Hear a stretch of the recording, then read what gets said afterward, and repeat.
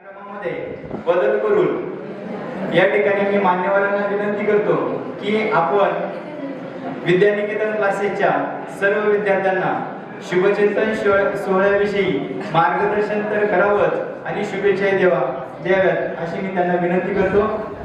सर्वांनी त्यांचं स्वागत करावं. जयाची गीतेची वाचिका टीका ज्ञान होय लोका अति भाविका ग्रंथार्थी आता अभिनव भाग विलासे जे चातुर्य अर्थकला कामी ते शारदा विष्णू मोहिनी नमिनी. विद्येची देवता शारदेच्या चरणी वंदन. सरस्वतीची आणि तुमची भेट घडून आणणारे परमादरणीय गुरुजन. 4-5 मोजकी भाषणं मी ऐकली, पण त्याच्यातून मला जाणवलं की या विद्यानिकेतन क्लास मधल्या सर्वच सरांनी आपल्या विद्यार्थ्यांच्या मध्ये असं काही पेरून ठेवलेलं आहे. आणि म्हणून मी सरांना कालच विनंती केली की काही 4-5 भाषणं मला ऐकू द्या. का भूमीचे मार्दव सांगे कोंभाची लवलव नाना आचार गौरव सुकुलीनांचे. एखाद्या जमिनीचा मार्दवपणा मृदूपणा कसा आहे हे त्या जमिनीतून उगवलेल्या रोपाच्या लुसलुशीतपणावर अवलंबून असतं. त्या पद्धतीने तुमच्या भाषणातला गोडवा, तुमच्या भाषणातलं शब्दवैभव पाहून मला कल्पना आली की तुम्हाला देणारे किती वैभवशाली असते. सरांनी तुम्हाला सांगितलं की तुम्ही कविता वगैरे केल्या तर कदाचित ते असं उष्ण वाटू शकतं, परंतु सर याच वयामध्ये असं काही कलेक्शन करण्याची जर का संधी मुलांना लागली आणि भाषण चांगलं करण्याचा प्रयत्न तो त्यांचा होता. त्यामुळे ज्यांनी कवितेने सुरुवात केली, ज्यांनी छान पद्धतीने मध्ये मध्ये कोट्स केले किंवा काव्यपंक्ती टाकल्या, ह्या टाकत चला.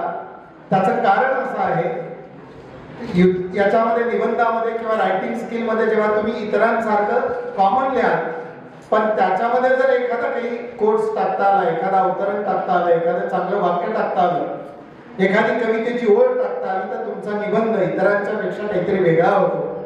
आणि म्हणून भाषण असू दे किंवा लिखाण असू दे, तुम्ही त्या पद्धतीने मांडत चला. ज्यांनी ज्यांनी भाषण केलं त्यांच्यासाठी खरंच जोरदार टाळ्या वाजवून मी सुद्धा त्यांच्यासाठी टाळ्या वाजवतो. मला खात्री आहे की मी आज इथे प्रमुख वक्ता म्हणून जरी आलेलो असलो तरी सुद्धा माझ्या भाषणाची सुरुवात अशाच निरोप समारंभातून झाली होती. किंबहुना आपल्या शाळेमध्ये क्लासमध्ये जे वेगवेगळे कार्यक्रम होतात आणि त्या कार्यक्रमात आपल्याला सर सांगतात की तुमच्यातल्या काही जणांनी बोलावं. बरेच जण बोलतात, काही जण बोलत नाही, काही जणांना असं वाटतं नको भीती वाटते. आता शेवटी जो भाषण करून गेलेला विद्यार्थी त्याने मनातून विचार व्यक्त केले. सुरुवातीला घाबरला, तो म्हणलाय मी 8वीला आलो घाबरलो, आताही भाषण करताना थोडा घाबरला. सुरुवातीला एक क्रियापद चुकलंही त्याचं, सुरुवातीला क्रियापद चुकलंय की मी हसला सुद्धा. तो पुन्हा थोडासा घाबरला, परंतु त्यानंतर त्याच्या लक्षात आलं की अरे पाठीमागे तर साकोरे सर आहेत, अब डरने की कोई बात नाही, आता घाबरायचं कारण नाही. कारण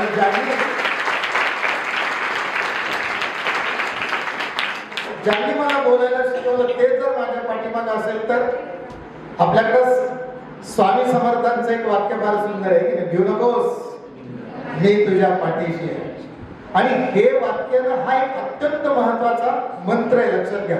तुम्ही धार्मिक असू द्या किंवा नास्तिक असू द्या, मला त्याच्याशी काही घेणं देणं नाही.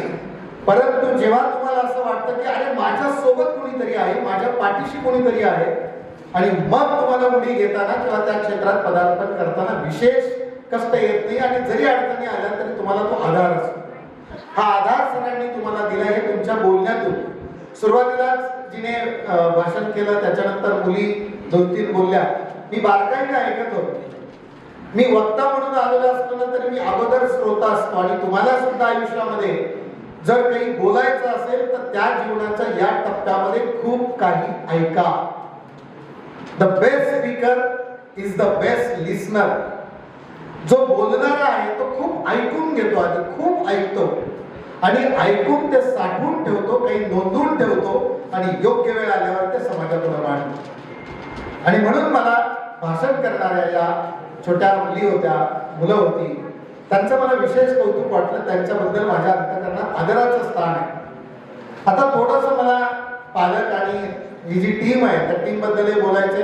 तुम्हाला 10वीला थोडंसं मार्गदर्शनही करायचंय, येणाऱ्या परीक्षेला शुभेच्छा द्यायच्या, पुन्हा जीवनात उपयुक्त पडणारी काही मोटिवेशनही करायचं आहे माझ्यावर कमीत कमी कालावधीमध्ये बऱ्याच जबाबदाऱ्या आहे, परंतु मी माझा प्रामाणिक प्रयत्न करीन. सर्वप्रथम तुमच्यासारख्या गोड विद्यार्थ्यांशी संवाद साधण्याची संधी मला या ठिकाणी आदरणीय साकोरे सरांच्या माध्यमातून, त्यांच्या टीमच्या माध्यमातून मला मिळाली, त्याबद्दल मी त्यांच्याबद्दलची कृतज्ञता व्यक्त करतो. आणि अशी संधी मी कधी सोडत नसतो, लक्षात ठेवा. आणि तुम्ही पण हा पायंडा पाडा. वर्गात कोणीतरी म्हटलं की सर तू बोलतोस का, तर आपण खाली मान घालायची नाही. यस सर मी बोलतो.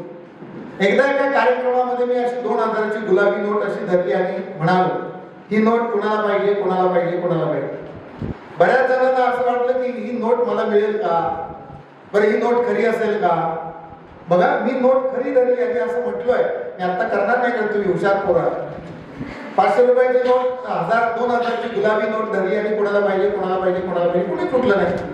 पहिली शंका आली ही नोट खरी असेल का, दुसरी शंका आली आपण उडी मारून जायला घ्यावं, त्यांनी परत खिशात घालावी, आपल्याला फसवावं. पण एक बारकं पोरगं पळत पळत आलं, उडी मारली, नोट माझ्या हातातून हिसकावून घेतली आणि म्हणला मला पाहिजे होती. याला म्हणायचं संधीचं सोनं करणं. तो उठून म्हणला नाही मला पाहिजे, त्याने डायरेक्ट संधी घेतली. त्यामुळे लक्षात ठेवा, पुढे बोलण्याची संधी असेल, पुढे खेळण्याची संधी असेल, पुढे विचार व्यक्त करण्याची संधी असेल, संधी आली तर ती घ्यायची. माझं एक आवडतं वाक्य संधीच्या संदर्भात. मुळात तुम्हाला ते वाक्य कळेल कारण तुमचा सगळ्यांचा, तुमच्या माझ्यासहित सगळ्यांचा एक ग्रामीण टच. आपल्या सगळ्यांचं जे जीवन आहे, बालपण आहे, आज इथे पालक आहे, ह्या पालकांनी सुद्धा मातीतच त्यांचं जीवन गेलेलं आहे. आता जरी आपण ह्या छान पद्धतीच्या हॉलमध्ये असलो तरी सुद्धा आपले जन्म सगळे मातीत गेलेले आहेत. मातीतूनच आपण वरती आलेलो आहोत आणि आजही आपली नाळ मातीशी जोडलेली आहे. म्हणून मी दिलेलं वापरलेलं वाक्य तुमच्या लक्षात येईल. मी गमतीने नेहमी असं म्हणत असतो जेव्हा तुमच्यासारखे विद्यार्थी असतात तेव्हा, त्या आयुष्यामध्ये संधी आली तर ती पकडता आली पाहिजे. कारण संधी ही पुढून झिपरी असते आणि मागून टकली असते. संधी पुढून झिपरी असते आणि मागून टकली असते. त्याचं कारण असं आहे, मी झिपरी हा शब्द वापरला तुम्हाला बरोबर पटला, कारण झिपरी हा आपला शब्द आहे, आपल्या मातीतला शब्द आहे.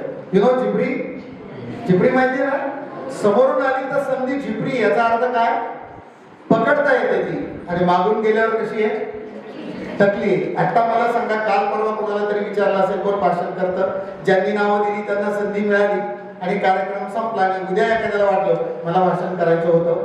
आता संधी मागून कशी आहे, टकली आहे. त्यामुळे पकडता येईल का, पकडता येणार नाही. जेव्हा जेव्हा तुम्हाला संधी येईल तेव्हा तेव्हा तुम्ही घ्या. मी हे वाक्य उच्चारल्यावर काही जणांच्या चेहऱ्यावर हसू आलं. ते हसू का आलं हेही मला कळालं. कारण मी असं म्हणत होतो की संधी पुढून झिपरी मागून टकली, पुढून झिपरी मागून टकली. आणि तुम्ही जेव्हा माझ्याकडे पाहताय तेव्हा माझा कारभार जरा उलटा दिसतोय.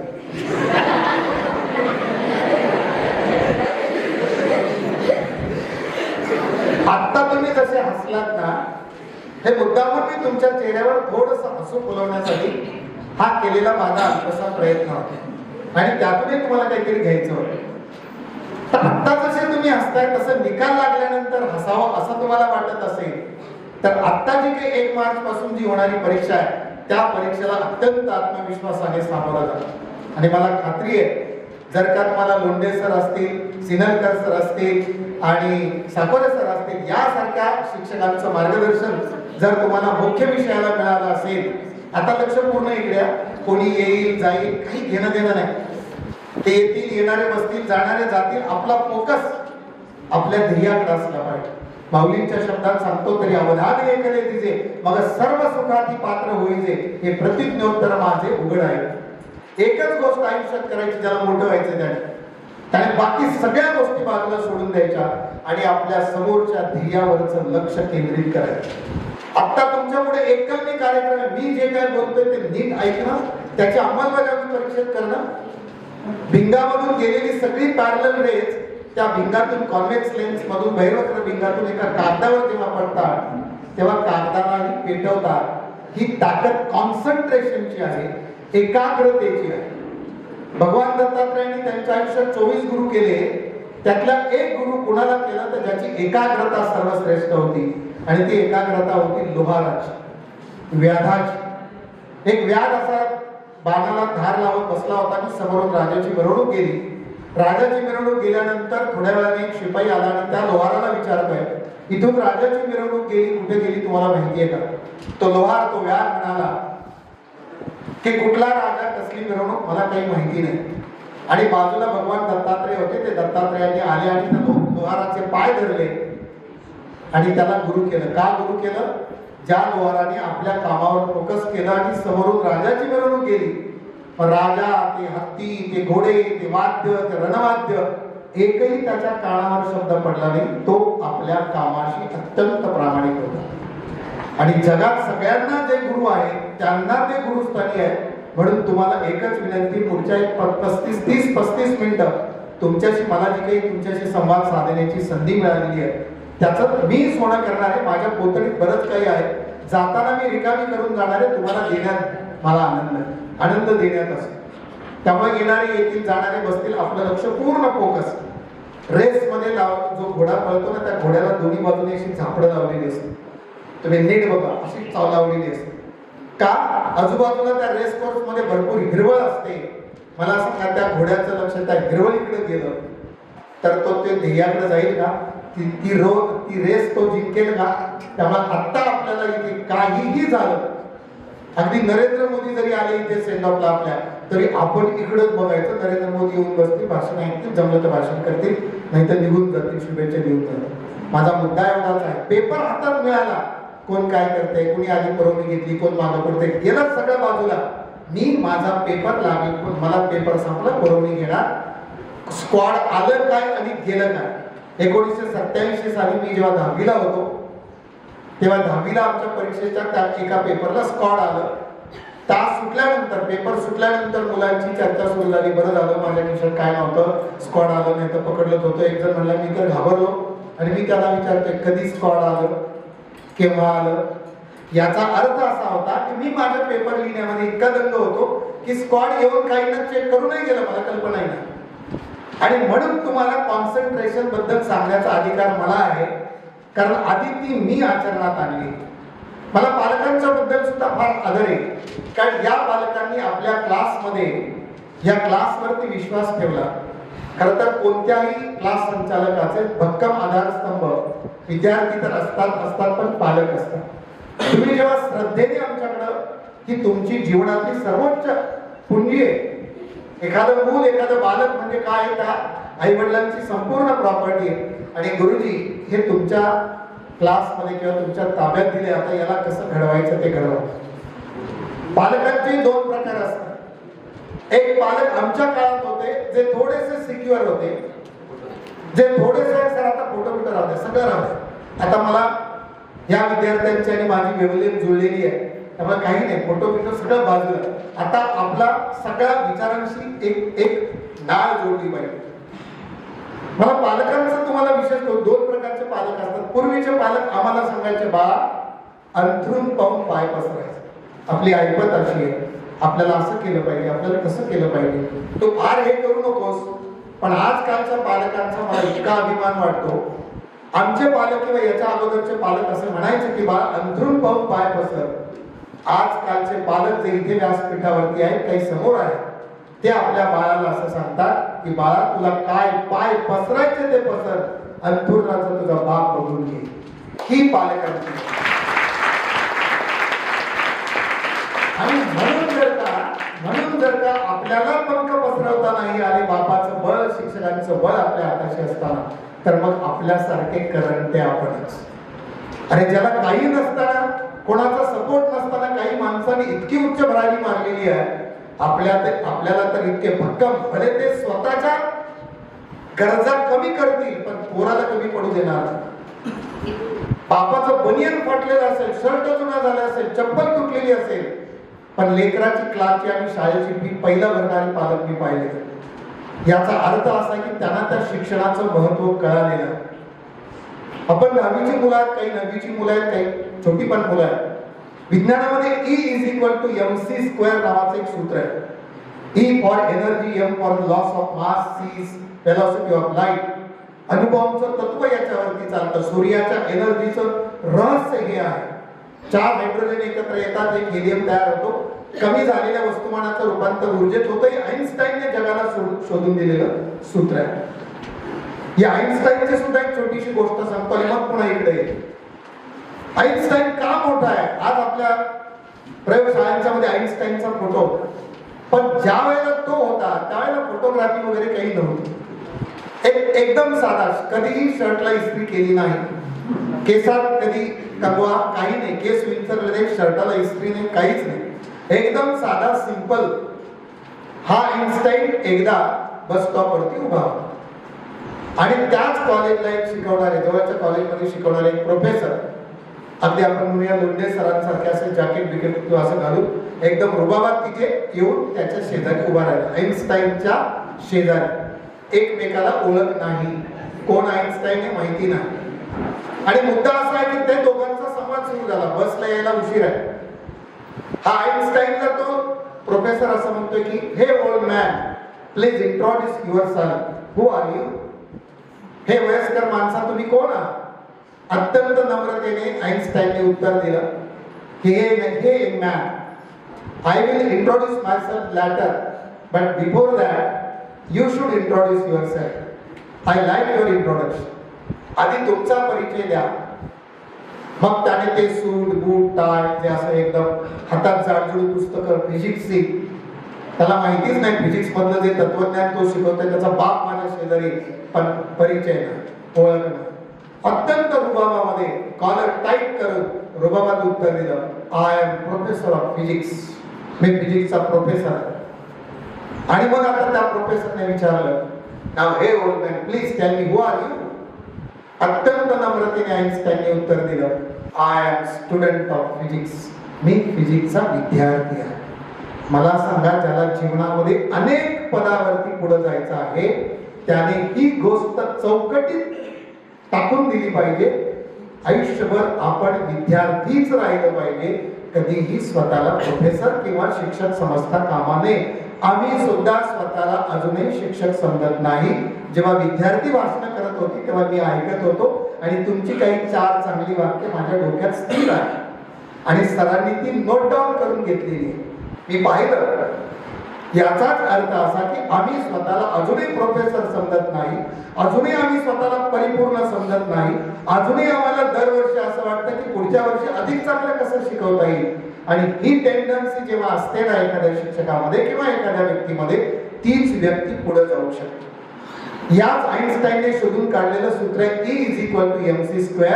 हे तर आहेच आहे, पण डॉक्टर रघुनाथ माशेलकरांनी आम्हाला दिलेलं सूत्र ते तुम्हाला सांगतो. डॉक्टर रघुनाथ माशेलकर व्यासपीठावर आणि माझ्याकडे सूत्रसंचालक, आणि त्यावेळेला त्यांचे ऐकलेले विचार मी माझ्या अंतःकरणात नोंदून ठेवले, तेही तुमच्याशी मी शेअर करतो. डॉक्टर रघुनाथ माशेलकर कोण आहेत? 38 PhD आहे. एक PhD करणं अवघड आहे, 38 PhD. वडील नाहीयेत, अडाणी आईने शिकवलेलं होतं. या रेल्वे स्टेशनवरती गोळ्या बिस्किटं विकून अंजनी माशेलकर यांनी डॉक्टर रघुनाथ माशेलकरांना शिकवलं. 38 PhD आहे, इतक्या पदव्या आहेत, इतकं उच्च व्यक्तिमत्व आहे.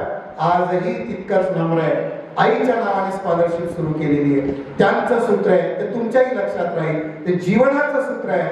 आईन्स्टाईनचं सूत्र होतं E=mc². डॉक्टर रघुनाथ माशेलकरांचं सूत्र आहे E=m. किती सोपं सूत्र आहे. पण what is E for not energy, इथं E फॉर एज्युकेशन आणि M फॉर फ्युचर. ज्याचं एज्युकेशन चांगलं आहे त्याचंच पुढे भविष्य चांगलं आहे. हे साधं सोपं सूत्र लक्षात घ्या. म्हणून खरी गुंतवणूक तुम्हाला जी करायची आहे, पालकांना जी करायची आहे ना, आज तुम्हाला थोडंसं कर्ज काढावं लागलं, आज तुम्हाला थोड्याशा 4 गोष्टी कॉम्प्रोमाइज कराव्या लागल्या तरी करा. मुलांनी करा, बापांनी करा, पालकांनी करा, परंतु शिक्षणामधली गुंतवणूक ही आयुष्यातली सगळ्यात मोठी गुंतवणूक. जसं सरांनी सांगितलं की आम्ही 5 मुलांच्या वरती क्लास सुरू केला, आम्ही 4 मुलांच्या वरती क्लास सुरू केला. आमच्या क्लासचा पहिला विद्यार्थी अतिशय साधा सोपा, त्याची 15 रुपये मासिक फी सुद्धा त्याला देता येत नव्हती. कसं बसं आम्ही ऍडजस्ट करून त्याला घेतलं. पण त्या मुलाच्या डोक्यात इतकं छान स्वप्न होतं. तो 10वी झाला, 11वी 12वी झाला, इंजिनिअरिंगला गेला आणि अगदी 1 वर्षातच त्याला खूप चांगलं पॅकेज मिळालं. भाड्याच्या खोलीतून, साध्या वस्तीतून तो लगेच एका चांगल्या वस्तीत गेला आणि ज्या आई वडिलांनी त्याला कष्ट करून शिकवलं त्यांना सांगितलं, आता तुम्ही राजीनामा द्यायचा, पुढची जबाबदारी माझी. हे आहे त्या शिक्षणाचं महत्व. एका वर्षाच्या पगारात, आणि आजकाल इतके काही पॅकेजेस वाढलेले आहेत. म्हणजे आमच्या काही विद्यार्थ्यांचे पॅकेजेस ऐकले तर आम्हालाच असं वाटतं की अरे काय उत्तुंग आहे. आमच्याच एका विद्यार्थिनीचं आत्ता अगदी 47 लाखाचं पॅकेज मिळालेलं, 47 लॅक्स, काही तर कोटी 1.5 कोटी असे पॅकेजेस पर्यंत गेलेले. मग हे शिक्षकांच्या दृष्टिकोनातून आमच्या दृष्टिकोनातून अत्यंत महत्वाचं असतं. तुम्ही खूप मोठे झालात की आम्हाला आनंद मिळेल. आता दुसरा मुद्दा मला तुम्हाला 5 मिनिटात 10वीच्या परीक्षेबद्दल सांगायचं. आता जे 9वीला आहेत त्यांनी पण हे लक्षात ठेवायचं. बाळांनो, तुम्ही वर्षभर चांगला अभ्यास केलाय, तुम्हाला मार्क निश्चित मिळणार आहे. शिक्षकांनी शिकवलेलं तुम्ही चांगलं लक्षात ठेवणार आहे. पण इथून पुढे आता 5 दिवस राहिले. आज 25 तारीख आहे आणि 26, 27, 28, 29 हे 4 दिवस राहिले. 1 मार्चला तुमची परीक्षा.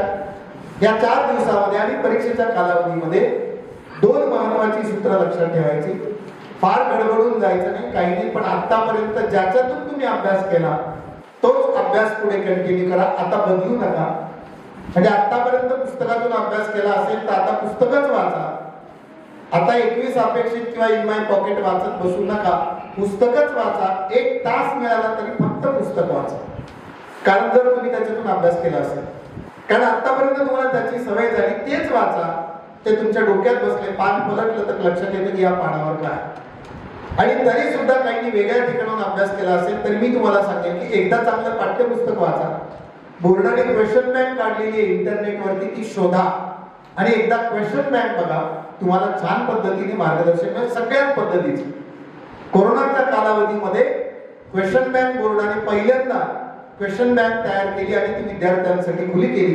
ती मोठी आहे, पण नुसती टर्न ओव्हर केली, पानं नुसती पाहिली तरी तुमच्या लक्षात येईल एकंदरीत प्रश्नपत्रिकेमधलं काय येऊ शकतं. आणि गेल्या 2-3 वर्षाच्या प्रश्नपत्रिका क्वेश्चन बँक आणि टेक्स्टबुक आणि शिक्षकांनी शिकवलेलं, वारंवार शिकवलेलं ते आदल्या दिवशी तुम्ही छान वाचायचं. प्रत्येक पेपरला 1-1 सुट्टी आहे, कमीत कमी 1-1 सुट्टी, जास्त 2-3 अशा सुट्ट्या. त्या कालावधीमध्ये छान पद्धतीने टेक्स्टबुक, क्वेश्चन बँक आणि शिक्षकांचं मार्गदर्शन याचा छान अभ्यास करा. एकही मिनिट वायाला घालू नका. फोकस करा. आज सुद्धा सेंडऑफला फार वेळ वायाला घालवत जाऊ नका, कारण आता परीक्षा उंबरठ्यावर आहे. खरं तर आज सेंडऑफ याच्या आधीच होणार होता, पण काही कारणाने थोडासा पुढे ढकलला गेला. मला वाटतं स्कॉलरशिपची परीक्षा होती म्हणून पोस्टपोन झाला. नाही तर या कालावधीत ही भाषणं ऐकण्याची सुद्धा मनस्थिती नसते. पूर्ण लक्ष फोकस पेपरवर. आणि लक्षात ठेवा बालकांनो, आता जे तुम्ही इनपुट्स द्याल, कल्पना करा ना, रिझल्ट लागल्यावर त्या रिझल्टवरती छान जेव्हा मार्क मिळतील तेव्हा आपले आईवडील किती आनंदी असतील, आपले शिक्षक किती आनंदी असतील आणि आपल्या आजूबाजूचे लोक किती दुःखी असतील. कधी कधी होतं ना असं. त्यांच्या दुःखाचा विचार करायचा नाही, आपल्या आईवडिलांच्या आनंदाचा विचार करायचा. जगाच्या बाजारात तुम्ही ज्या सगळं एज्युकेशन कंप्लीट कराल, तुमची फाईल तयार होईल. त्या फाईल मधलं पहिलं सर्टिफिकेट कुठलं असेल? कुठलं असेल पहिलं सर्टिफिकेट? 10वीचं असेल ना. पहिलं सर्टिफिकेट, पहिलं मार्कशीट कुठलं असेल? 10वीचं असेल. मग 12वी, मग ग्रॅज्युएशन, मग पुढचं. कल्पना करा की तुम्ही अशी मुलाखत द्यायला आलेल्या तशी फाईल पुढे ठेवली आहे आणि ती मुलाखत सुरू होणार.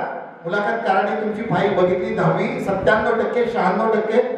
त्याला तुमच्याकडे त्यांचा पाहण्याचा दृष्टिकोनच बदलून जाईल. अरे काय मार्क आहे. आमच्या अख्ख्या खानदानीचे सगळे मिळून सुद्धा 96% होत नाही. हे एकटीला 96% मार्क मिळालेले आहेत, एकट्याला मिळालेले आहेत. आणि हे पडू शकतात, हे पडू शकतात. मार्क हे सर्वस्व नाही. असं असलं तरी मार्काशिवाय सुद्धा काही नाही, हे लक्षात घ्या. तुमचा फोटो लागणार पुढे. मी सर्वांना जाहीर आवाहन करतो, ते करत लावत असतील तर चांगलीच गोष्ट आहे. नसेल लावेल तर चांगल्या टॉपर मुलांचा फोटो लावा. अरे इथं 4-5 वर्षाचा थोडा कार्यकर्ता झाला, आता काही पालक आहेत, मी राजकारणावर बोलू इच्छित नाही, परंतु काही कर्तृत्व नसताना बॅनरवर फोटो लागतो. या मुलांनी जर धार्मिक कर्तृत्व गाजवलं ना तर लावा चौकात त्यांचा फोटो आणि अभिमानाने पाहू द्या की ह्या फोटोतला. आणि मग अडाणी ये, आई येईल, अडाणी बाप येईल आणि म्हणेल या तो 3 नंबरचा पोरगा आहे ना, ते मासे पोरगे. डॉक्टर तात्याराव लहाने आणि त्यांचे बाप असा हवेत चालतो. तात्याराव लहाने आणि जे विठ्ठल लहाने डॉक्टर आहेत, पद्मश्री आहेत, दोन्ही पद्मश्री आहेत. त्या दोघांनाही हे सगळं कर्तृत्व बघून साधा पायजमा शर्ट घातणारा त्यांचा बाप असा रस्त्यावरनं चालतच नाही, हवेतच चालतो. कोणीतरी विचारलं, काय तुम्ही एवढे खुश? अरे 2 पोरं माझी पद्मश्री आहेत आणि जगात वंदनीय आहेत, त्यांचा मी बाप आहे. तुमच्या बापाला असा अभिमान वाटावा असं वाटू नये. सामान्य असणारी आई भले ती कमी शिकलेली असेल, पण त्या आईच्या लेकीला जेव्हा मार्क पडतील ना, त्या ती सुद्धा अत्यंत रुबाबात सांगेल, शेजारी पहिला ठणकावून सांगेल, ही जी आहे ना, ही माझी मुलगी आहे. हे कर्तृत्व तुम्ही सिद्ध करा. आणि जेव्हा कर्तृत्व सिद्ध होतं ना तेव्हा बाकीच्या गोष्टी आपोआप प्रसिद्ध होतात. तुम्ही प्रसिद्धीच्या मागे लागू नका, आधी स्वतःला सिद्ध करा, प्रसिद्ध आपोआप होईल. आणि ही शिकवण आपली आहे, आपल्या आई वडिलांची. त्यामुळे परीक्षेला जाताना अत्यंत एकही मिनिट व्हायला घालवायचा नाही. पेपर गेला की बरं, मी सांगितलं ना, जगात काय चालायचं ते चालू दे, आपला फोकस पेपरवर. वेळेच्या आधी पेपर द्यायचा नाही, वेळ झाल्यावर द्यायचा. आता तर 10 मिनिटे तुम्हाला एक्स्ट्रा मिळालेली आहे. पहिल्यांदा जेवढं येतंय तेवढं छान सोडवा. सोडवलेलं जेवढं कंपल्सरी सोडवायचं तेवढं सोडवा, एक्स्ट्रा लगेच सोडू नका. नाही तर मला पहिलं सगळं येते म्हणून मी तेच सगळं सोडून बसेल असं नाही चालत. कंपल्सरी सगळं सोडवा. वेळ मिळाल्याच्या आधी सगळं चेक करून घ्या. पुढे अंडरलाईन राहिले का, पुढे काय बॉक्स करायचं राहिले का, पुढे युनिट लिहायचं राहिले का, काय जे आहे ते पुढे रेश मारायची राहिले का, हे सगळं करा. आणि वेळ मिळाला तर मग एखादा प्रश्न एक्स्ट्रा सोडवा, नाही तर सोडू नका. नंबर 2, आपला पेपर ही आपली आयडेंटिटी आहे. आजपर्यंत तुम्ही तुमच्या शाळेत पेपर दिले, शिक्षकांनी तपासले, या सरांनी पेपर तपासले, तुमची कसली अक्षर आम्ही स्वीकारली, समजून घेतली आणि तुमचा आर असाच आहे, तुमचा ओ असाच आहे, तुमचा ए असाच आहे, आम्हाला कळला, त्याला नाही कळणार जो तुमचा आता नवीन पेपर तपासणार. त्यामुळे त्याच्या पुढे तुम्ही पेपरला प्रेझेंटेशन करत असताना एक काळजी घ्यायची, एकदम अट्रॅक्टिव्ह. मी जेव्हा आमच्या क्लासमध्ये शिकवतो तेव्हा जॅकेट नाही घालून जात. इथं काय जॅकेट घालून आलो? शायनिंग मारायला नाही आलो, शायनिंग मारायची गरजच नाही. पण मला हे सांगायचं की अरे आता आपण दुसरीकडे चाललोय ना, मग जरा नीट नेटकं नको जायला का, जरा अप टू डेट नको जायला का, नाही तर प्रमुख पाहुणा आहे का, पालक आहे का, हेच कळणार नाही कोणाला. मी हे तुम्हाला काय सांगतो की जेव्हा तुमचे पेपर बाहेर जाणार आहे तेव्हा तुमचं पेपर बोलणार आहे, तुम्ही नाही बोलणार. तुम्ही कसे आहात, तुम्ही साधे आहेत का सुंदर आहेत का फार भारी आहेत, काही घेणं देणं नाही. तुमचा पेपर सुंदर आहे का हे बघणं. म्हणून बाबा बोरकरांची आम्हाला कविता आठवते, देखणे ते चेहरे प्रांजळाचे आरसे, काळे असो वा गोरे महत्व नसे फारसे. आणि त्याच बाबा बोरकरांची शेवटची वळी शिक्षकांना लागू पडते, धन्य ती पाऊले जी ध्यास पंथे चालती, वाळवंटातही जी स्वस्ती पद्म रेखाटती. ती पाऊलं धन्य जी वाळवंटात सुद्धा स्वस्ती पद्म रेखाटतात. अरे शिक्षक ही अशी जात आहे, अशी जमात आहे असं म्हटलं जातं. काही लोक शिक्षकांना परिसाची उपमा देतात, परीस हा लोखंडाचं सोनं करतो, पण परीस हा फक्त लोखंडाचं सोनं करतो. आमचे पुगविद्य असं म्हणतात की शिक्षक हा कुठल्याही विद्यार्थ्याला घडू शकतो, याचाच अर्थ कोणत्याही धातूचं सोनं करू शकतो. ही ताकद शिक्षकांची. आणि म्हणून एखादा सर्वसामान्य मुलगा असला तरी त्याने जर छान प्रेझेंट केलं, मला सांगा ना तुम्ही ते बोलताना अडखळला आहे का, तुम्ही साधे आहात का, तुम्ही सावळे आहात का, उंचीने छोटे आहेत का, बुटके आहेत, काही घेणं देणं नाही. माझा पेपर मा बोलणार. आणि म्हणून त्या पेपर मध्ये पेपर पाहिला, 500 पेपरचा गट्टा आहे, त्यातला एक पेपर असा उलगडून पाहिला की शिक्षकाने पेपर तपासणाऱ्याने आपल्या घरातल्या मुलाला किंवा पत्नीला बोलवावं, अगं बघ काय पेपर लिहिलाय, असा पेपर असावा, असं दाखवता आलं पाहिजे.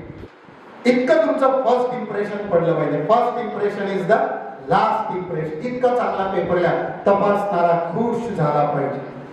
असं मी एका व्याख्यानात सांगितलं, तपासणारा खुश झाला पाहिजे. मग आमची बाळ फार हुशार. तो म्हणाला आजकाल माणूस कशाने खुश होतो, पैसे दिल्यावरच खुश होतो. मग एका बालकाने 500 रुपयाची नोट पेपर मध्ये टाकली आणि सांगितलं हे 500 रुपये घ्या, खुश व्हा, जाऊन चांगल्या हॉटेलमध्ये जेवा, पण मला द्या एक 10-15 मार्क जे काही कमी पडत आहेत त्या द्या. अशाने शिक्षक खुश होणार नाही, रस्टिकेट करतील तुम्हाला ते. 3 वर्ष पुढच्या परीक्षेला बसता यायचं नाही. अशा शिक्षकांना असे पैसे द्यायचे नाही. मग दुसरा एक जर म्हणाला पैसे नाही घेत ना, मग स्तुती सगळ्यांनाच प्रिय असते. आपण जरा शिक्षकांची स्तुतीच करूया, मला तपासणाऱ्यालाच खुश करून टाकू. कोण काय कसा अर्थ घेईल सांगता येत नाही. मग त्याने त्या हिंदीच्या पेपरवर, त्याचा हिंदी पेपर अवघड जायचा, त्याने त्या हिंदीच्या पेपरवर लिहिलं कि हजारों की किस्मत तेरे हाथ में है, मुझे पास कर दिया तो क्या बात है. खुदाई बना डाला उसको. हजारों की किस्मत तेरे हाथ में है, मुझे पास कर दिया तो क्या बात है. अरे शिक्षक असतात, त्यांनी दुसरा शेर खाली लिहिला, किताबों की पूंजी तेरे पास थी, एक को पढ़ लेता तो क्या बात थी.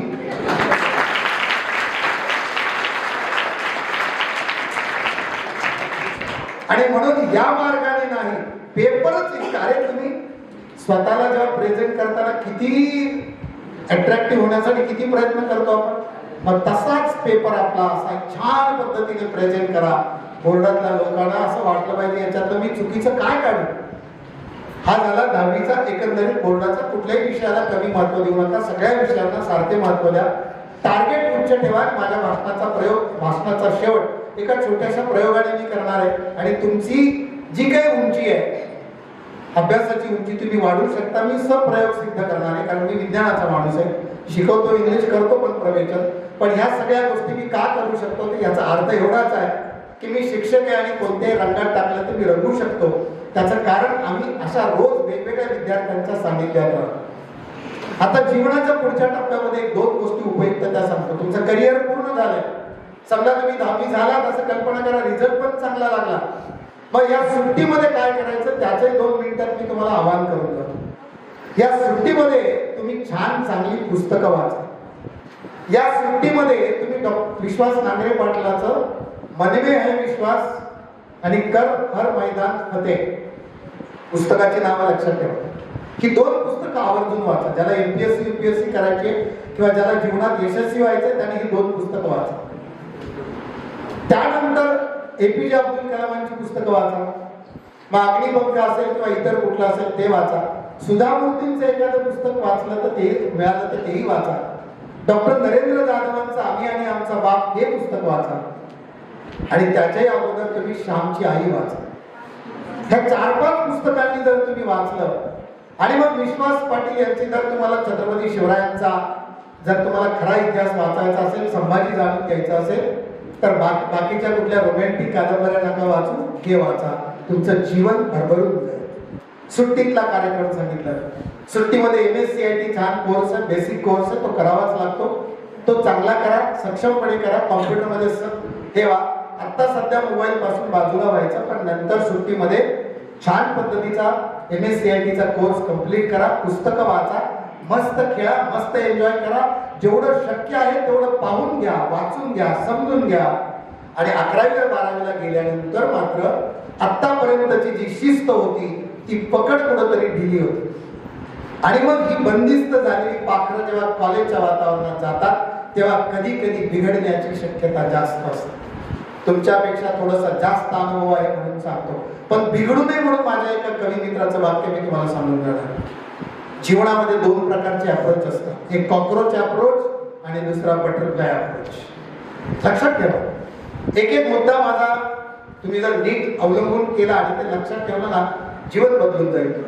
ही ताकद माझी नाही, ताकद शब्दांची. हे कॉक्रोच अप्रोच आहे. कॉक्रोच म्हणजे काय? झुरळ. कुठं आढळतं? झुरळ गाडीमध्ये आढळतं. आणि बटरफ्लाय फुलपाखरू कुठं आढळतं? फुलांच्या मध्ये आढळतं, बगीच्यामध्ये आढळतं. मग मला सांगा, तुम्ही रस्त्याने चालताना जर तुमची पावलं कोणीतरी मारामारी करते, कोणीतरी एकमेकाला आईवडिलांना शिव्या देते. खरं तर आयुष्यामध्ये कधी आई वडिलांच्या नावाने शिव्या द्यायच्या नाहीत. लक्षात ठेवा. याद राखा. ज्या आई वडिलांनी हे जग दाखवलं, ज्या आई वडिलांनी आपल्यासाठी कष्ट केले, काय संबंध येतो कोणालाही कोणाच्या आईवडिलांना शिवी देण्याचा? कुणी दिला तुम्हाला अधिकार? कुठली तरी काहीतरी चुकीची संगत करायची. Cockroach approach. शिव्या देणाऱ्या मुलांची संगत करायची नाही. आयुष्यात मोठं जायचं असेल तर मोजके मित्र असावे, चांगले मित्र असावे. छत्रपती शिवरायांनी जपलेले जसे मित्र होते तसे मित्र असावे.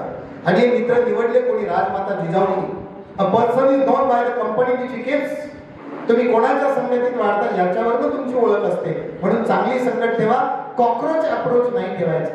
मारामारी नाही करायची. लईच मस्ती आली ना तर व्यायाम करायचा, तालमीत जायचं, व्यायाम करायचा, घाम गाळायचा. दुसऱ्याला मारणं कसला नाही परमार, कसला नाही पुरुषार्थ. छोट्याला धरायचं, मारायचं, कुणाला तरी शिव्या द्यायच्या, काहीतरी छेडछाड करायची. Cockroach approach. आणि त्याच्याऐवजी जर तुमची पावलं कुठेतरी एखादं छान संगीत ऐकण्यामध्ये गेलं असेल, झाडं लावण्यामध्ये गेली असतील, किंवा एखादी पावलं चांगल्या बाजूला बोलली, कुणीतरी छान भाषण करतोय तिकडं तुमची पावलं बोलली, मंदिरात तुमची पावलं बोलली, हरिपाठ वाचायला तुमची दृष्टी झाली, ज्ञानेश्वरीतली एखादी ओवी वाचण्याची तुमची वृत्ती निर्माण झाली, तो समजायचा तुमचा बटरफ्लाय अप्रोच. आणि म्हणून या पद्धतीने फुलपाखरांसारखं कमी आयुष्य असलं तरी चालेल, पण इतक्या चांगल्या वातावरणात राहायचं, खराब वातावरणात कधी राहायचं. आता थोडासा कालावधी बदललाय. मोबाईल पोरं बिघडलेत आणि सैराट आल्यापासून तर बरेच गैराट झाले. त्यामुळे मला फार टेन्शन येतं या सगळ्या गोष्टी. आपण सैराट पिक्चर इतक्या वेळा इतकं त्याचं गुणगान गातात. माझ्या दृष्टीने त्याचं मूल्य शून्य आहे. 1 कोटीचा बिझनेस केला, थर्ड क्लास बिझनेस झाला. 1 कोटी त्याला मिळाले, समाजाला बिघडवून गेलेला पिक्चर आहे, काही नाही त्यांनी मिळालं. सैराट पिक्चर नंतर पुढच्या काही कालावधीमध्ये अल्पवयीन मुली पळून गेल्याच्या घटना जास्त घडल्या. काय त्या आरतीचा आदर्श घेणार? तिने काहीतरी डायलॉग मारला म्हणून आपण त्याच्यावर खुश व्हायचं. कसला डायलॉग? तुम्ही बापाला विलन समजता का? त्या कुठल्या बापाला असं वाटेल की एफवायला असणारा पोरग त्याला आगे नाही पिछे नाही, जातीचं सोडून द्यावं सगळं, तो कोणत्या का जातीचा असणार, पण जर खराच तो चांगला हुशार असता तर त्याने तिने प्रपोज केलं असतं तर चांगलं झालं असतं. पण त्यालाच कसला नाही, त्याचे मित्र कसले भंगार आणि ते चालले पळून हैदराबादला. आणि दुर्दैव जर तिथं काही घडलं असतं तर काय पाहिलं असतं? आणि तुम्ही आपलं ते गाणं लागलं की अगदी मस्तपैकी नाचता काय नाही, त्याचा आदर्श घेता काय? कसला आदर्श घेता त्या आरती आणि परशाचा? आदर्श घ्यायचा असेल तर छत्रपती शिवरायांचा घ्या, छत्रपती संभाजीराजांचा घ्या, ज्ञानोबा तुकोबाचा घ्या. हे आदर्श. आणि म्हणून तुम्हाला जागा करण्यासाठी एक वाक्य सांगतो. संदीप वाघोले माझे मित्र आहे, 2च ओळी आहेत. या पुढच्या धोक्याच्या सूचना मी तुम्हाला देतो. तुम्ही तिकडं नाही म्हणालात तर आनंदाची गोष्ट आहे. पण कधी कधी या वयामध्ये अशा काही गोष्टी होतात, प्रलोभन येतात, बाजूला आजूबाजूचं कोणाचं तरी अट्रॅक्शन होतं आणि आपण थोडे फसलो जातो. म्हणून वाक्य माझं लक्षात ठेवा. कवीचं वाक्य आहे, तू हसली म्हणजे मी फसलो हा तुझा भ्रम आहे. तू हसली म्हणजे मी फसलो हा तुझा भ्रम आहे. माझ्या डोळ्यात माझ्या आई वडिलांच्या स्वप्नांचा पहिला क्रम आहे.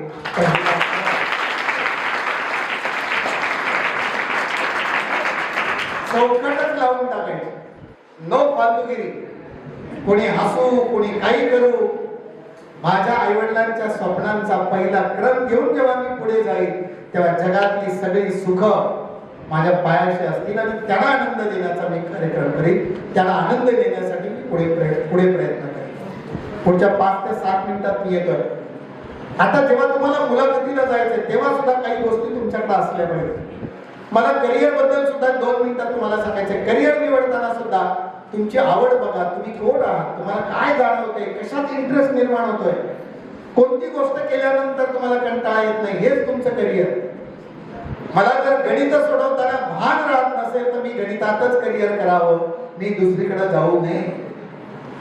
जर मला विज्ञानाच्या सगळ्या संकल्पना काय करून काय विज्ञान आहे 10वीचं, भले तुम्ही मेडिकलला जा नाही तर नका जाऊ, पण अरे जे डॉक्टरला नाही कळत ते आपल्याला आहे. Female reproductive system, male reproductive system, अरे गायनोकॉलॉजीचा जो अभ्यास आहे तो तुम्हाला एका पानात दिला आपल्याला आणि इतका व्यवस्थित दिला, सगळ्या शंका दूर करणार.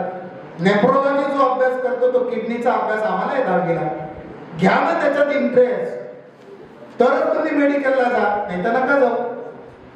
शेजारच्या कुणीतरी मेडिकल साठी प्रयत्न करते म्हणून दिला कोट्याला पाठवून दिला तिकडे जाऊन आलोय मी, त्या लातूरलाही जाऊन आलोय. 700 मुलं अशी बसलेली असतात, एक शिक्षक पुढे शिकवत असतो. काय करणार? जे स्वतःहून करण्यात प्रवृत्त असतात ते असेही करतात.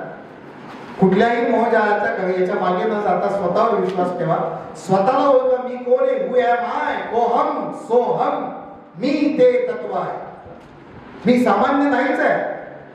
अशा गोष्टीचा आत्मविश्वास तुम्हाला जे ज्याच्यात थोडी वाटते त्यात तुम्ही पुढे जा. मग आईला काय वाटतं, वडिलांना काय वाटतं यांचा विचार जरूर करा. आपल्याकडे असणाऱ्या आर्थिक परिस्थितीचाही विचार करा. परंतु खरं करिअर निवडताना तीच गोष्ट निवडा जी करताना तुम्हाला आनंद मिळेल. मला 10वीला मी सरांनी सांगितलं, मी आमच्या केंदूरमध्ये पहिला आलो, सगळे रेकॉर्ड मोडले. माझ्या नंतरचा विद्यार्थी आज इन्कम टॅक्स ऑफिसर आहे, कोण आणखी कुठे आहे, आणि मी आहे शिक्षक. पण मला याच्यातच जर जास्त आनंद मिळत असेल आणि समजा मला डॉक्टर झालो असतो, इंजिनियर झालो असतो, मग मला इंटरेस्टच नसता, मला आनंद घेता आला नसता, पैसे मिळाले असते मला, पण हा आनंद कुठून मिळाला असता? जो आनंद आम्हाला शिक्षकासारखा जगात श्रीमंत कोणीच नाही हो. आज कुठेही जा कोणी ना कोणीतरी आम्हाला भेटतच, आणि खरं तर हाच आमचा पुरस्कार. आम्हीच मुलांना शिकवलेला आदल्या वर्षी अबकड, आणि तोच मुलगा दुसऱ्या दिवशी येऊन जेव्हा आमच्या अगोदर आमच्या विषयाचं नाव फळ्यावर लिहितो ना, तो आम्हाला मिळालेला पहिला पुरस्कार असतो. त्यानंतर आम्ही जेव्हा एखादा विद्यार्थ्याला चूक केली म्हणून फटका टाकतो, धपाटा टाकतो किंवा जमल्यात छडीचा मार देतो, क्षणभर ते असं असं करतं, दुसऱ्या दिवशी परत आपल्या पुढे येऊन अगदी हसून म्हणतात गुड मॉर्निंग सर. तेव्हा आम्हाला मिळालेला हा दुसरं पारितोषिक असतं की कालच याला फटकावला आणि हा पुन्हा सर गुड मॉर्निंग म्हणतो. आणि जेव्हा भर चौकामध्ये भाजी मंडईत असो नाही तर चौकात असो, जेव्हा एखादा सूटबुटातला एखादा मोठा किंवा अगदी पोलीस अधिकारी असला तो येतो आणि पायाला नमस्कार करतो ना, तो आम्हाला मिळालेला राष्ट्रपती पारितोषिक असतो. काय पारितोषिक? मी एका जिमच्या उद्घाटनाला गेलो होतो, जिमच्या. आणि जिमच्या उद्घाटनाला गेलो मी तिथे साधा, मी काय फार अट्रॅक्टिव्ह नाही, आपला साधा माणूस असं बाजूला थांबतो. एक माझ्याकडे असं एकदम बॉडी बिल्डर असं बघायचं, खाली टॉप टू बॉटम मला न्यायचं. हा काही म्हणजे मी जिमचा मेंबर नाही म्हणून या माझ्या ग्राहकाला बघतोय का काय कळे ना. आणि नंतर तो माझ्याकडे आलाच, एकदम स्ट्रॉंग आलाच आणि असा झपकन खाली वागला. मला वाटलं आता धरतोय पायाने आपण. मी असा थोडासा बाजूला सरलो आणि मग सांगितलं सर मी समीर मुलानी, तुमचा विद्यार्थी. असला झाला तो तर बॉडी बिल्डर. मग त्याचे मी फेसबुकवर फोटो बिटो पाहिले, तो आशियामधला टॉप लेवलचा बॉडी बिल्डर आणि तो DYSP आहे. आता मला कशाच्या कोणाच्या बापाची भीती आहे.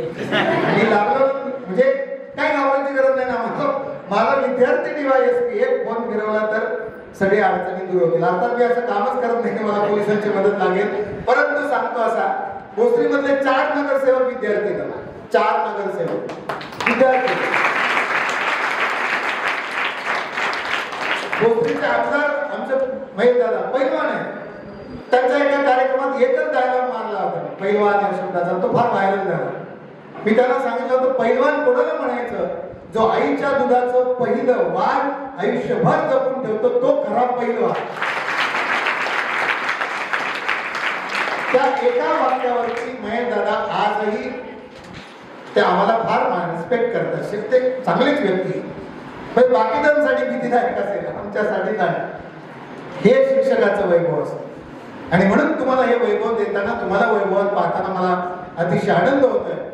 आणि एक मुलाखतीच्या तंत्राचा किंवा करिअर निवडीचा एक मुद्दा, शेवटी तुम्ही तुमची उंची कशी वाढवू शकता किंवा तुम्ही तुमचं अपग्रेडेशन कसं करू शकता हे सांगतो आणि मी थांबतो. एक मुलाखतीसाठी असा टेबल मांडले, एक मुलगा आला, सगळी मुलं आली मुलाखतीसाठी. मुलाखत होती, पोस्ट होती मॅनेजरची. आणि मॅनेजरच्या पोस्टसाठी जेव्हा तो आला तर त्यांनी काय केलं होतं, अशी खुर्ची ठेवलीच नव्हती. तेव्हा पहिला आला, आता मुलाखत द्यायला आला, खरं खुर्ची पाहिजे, यांनी खुर्ची ठेवली नव्हती. तो मुलगा आला, काय दिसलं, बसला खाली. आता तुम्ही इमॅजिन करा, हे मुलाखत घेणारे तो खाली बसला, काय दिसेल का. आणि काय यांनी प्रश्न विचारायचे, त्याने काय उत्तर द्यायचे. 1-2 प्रश्न विचारले, त्याने गो. दुसरा आला, त्याने पाहिलं, पहिला खाली बसला होता, तो म्हणला मी उभा राहतो. पण उभे राहण्याच्या अनेक स्टाईल्स आहेत. एक जण आला असं त्याच्यात हटून मला, हा बघ काय विचारायचं. एक जण मला, हा बघ स्वामी विवेकानंद. दुसऱ्याने आपल्या खिशात हात घातला.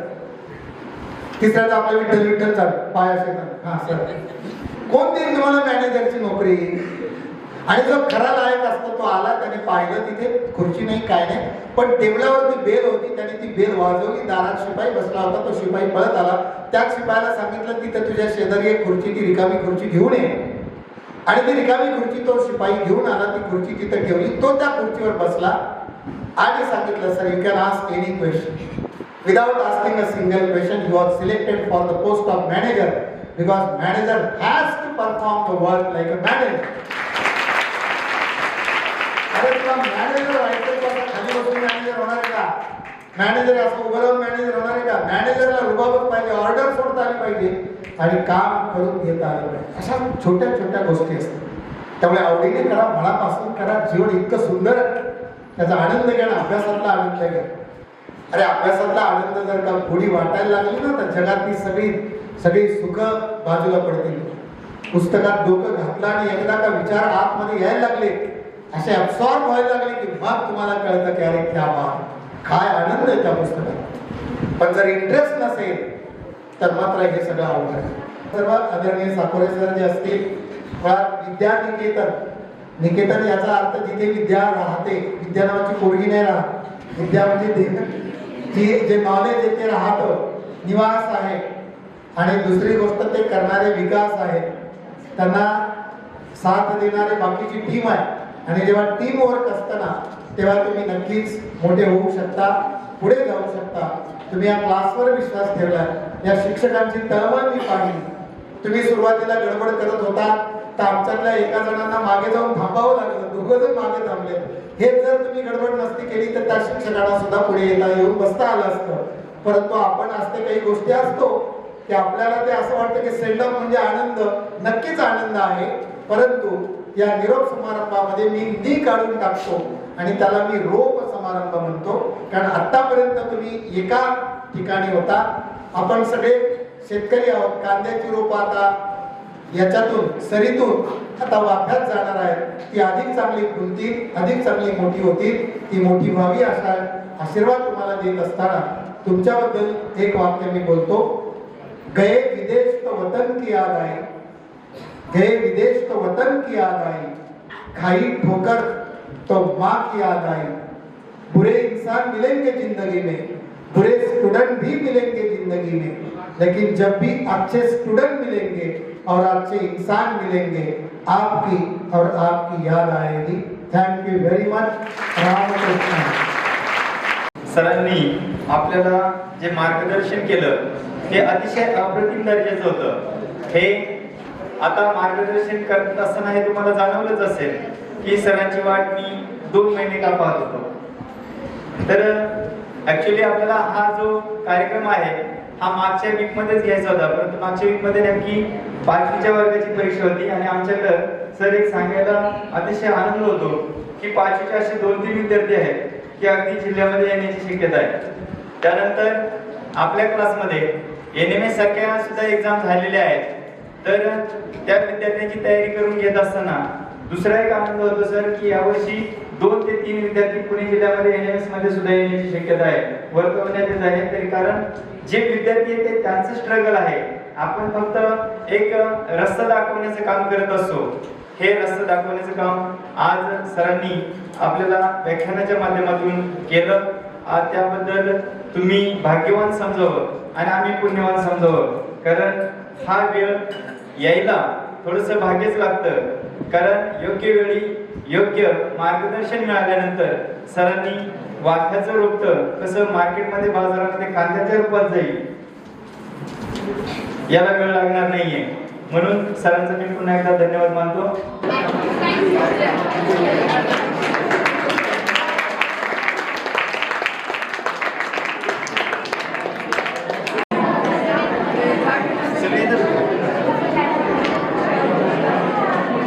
साडेबारा वाजले परंतु तुमचा उत्साह अजूनही कमी वाटत नाही. कार्यक्रम 9:30 ला सुरू झाला होता, 3.5 तास होऊन गेले. मी जास्त वेळ घेणार नाही, पण जाता जाता एकच वाक्य सांगेल मी तुम्हाला. इवदेसे रोप लावी येणे द्वावी, त्याचा वेग गेला गगनावरी. रोप लावलेला आहे, आता त्याचा बेल कुठवर जाणार आहे ही तुमची पहिली परीक्षा सांगणार आहे. तुम्हाला या परीक्षेला सर्वांना धाडसाने सामोरे जायचं आहे. या ठिकाणी वर्षभर तुम्हाला सर्वांची साथ मिळालेली आहे. आईवडील सर्वात महत्त्वाचं की मी तुमच्या घरच्यांचं, तुमच्या आईवडिलांचं धन्यवाद मानतो की त्यांनी तुम्हाला या वर्षभरामध्ये जी काही पाठीमागून साथ दिलेली आहे, की सकाळी उठवण्यापासून तर संध्याकाळी झोपेपर्यंत जी काही तुमची सेवा केलेली आहे, ही सेवा तुमच्या आयुष्यामध्ये दुसरं कोणी करणार नाही. त्यासाठी त्यांना धन्यवाद देतो. आणि सगळ्यात महत्त्वाचं की त्यांच्यासाठी तुम्ही काय करणार आहात या परीक्षेला. जसं डॉक्टर सरांनी सांगितलं की ते वाक्य बोलले ना, ती हसली म्हणून मी फसलो, परंतु माझा क्रम हा कधीही बदलता कामा नये. की आईवडिलांच्या ज्या इच्छा अपेक्षा आहेत त्या पूर्ण करण्यासाठीचा माझा जो क्रम आहे तो माझा पहिला क्रम असेल. आणि तो तुम्हाला या ठिकाणी पहिल्या परीक्षेमधून म्हणजे आता 10वीच्या या येणाऱ्या बोर्डाच्या परीक्षेमधून तुम्ही देणार आहात किंवा तो सार्थ करणार आहात. तर सर्वांना भरभरून मी विद्यानिकेतन क्लासेसच्या वतीने, लोणीकर ग्रामस्थांच्या वतीने, सर्व पालकांच्या वतीने, इयत्ता 6वी ते 10वीच्या सर्व विद्यार्थ्यांच्या वतीने तुम्हाला शुभेच्छा देतो आणि या ठिकाणी मी थांबतो.